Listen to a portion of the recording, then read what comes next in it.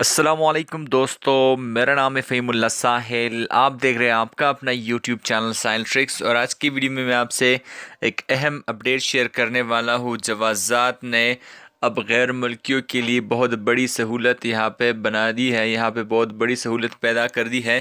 تو جوازات نے بہت اہم خبر سنا دی ہے تمام پردیسیوں کی۔ تو آج کی ویڈیو میں ہم اس کے بارے میں بات کرنے والے ہیں۔ تو ویڈیو کو لائک کیجیے، ویڈیو کو شیئر کیجیے اور چینل کو سبسکرائب کر لیجیے۔ تو چلیے شروع کر لیتے ہیں۔ تو محکمہ پاسپورٹ کے ڈائریکٹر جنرل میجر جنرل سلیمان الیحییٰ نے واضح کیا ہے کہ امسال 36 ممالک کے حجاج کی امیگریشن کارروائی خود ان کے اپنے ملک میں انجام دی جائے گی۔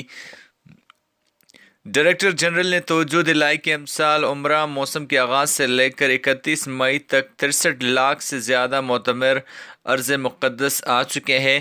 انہوں نے بتایا کہ سعودی سفارت خانوں نے 36 ممالک کے حاجیوں کی امیگریشن کارروائی خود ان کے اپنے ملک میں نمٹانے کا اہتمام کیا ہے، جو کہ بہت اچھی بات ہے۔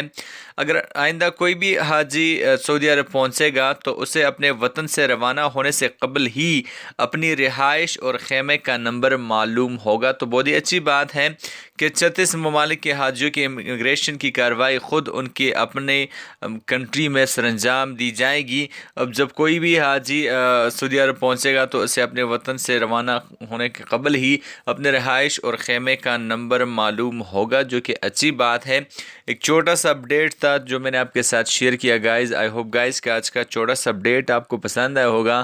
اگر آپ کو آج کی ویڈیو اچھی لگتی ہے، چھوٹی سی ویڈیو تھی، تو اس ویڈیو کو لائک کیجیے، اس ویڈیو کو شیئر کیجیے اور میرے چینل ساحل ٹرکس کو سبسکرائب کر کے گھنٹی کے آئیکن پر بھی کلک کیجیے تاکہ آپ کو لیٹسٹ اپڈیٹس مل سکے۔ جو بھی میں ویڈیو اپلوڈ کروں گا تو بذریعہ نوٹیفیکیشن آپ کو وہ ویڈیو ملتی رہے گی۔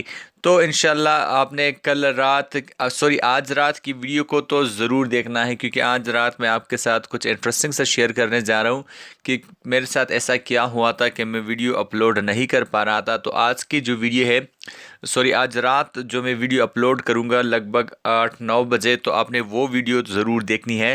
تو ملتے ہیں نیکسٹ ویڈیو میں، تب تک کے لیے دیجیے اجازت، اپنا خیال رکھیے گا، دعا میں یاد رکھیے گا۔ اللہ حافظ۔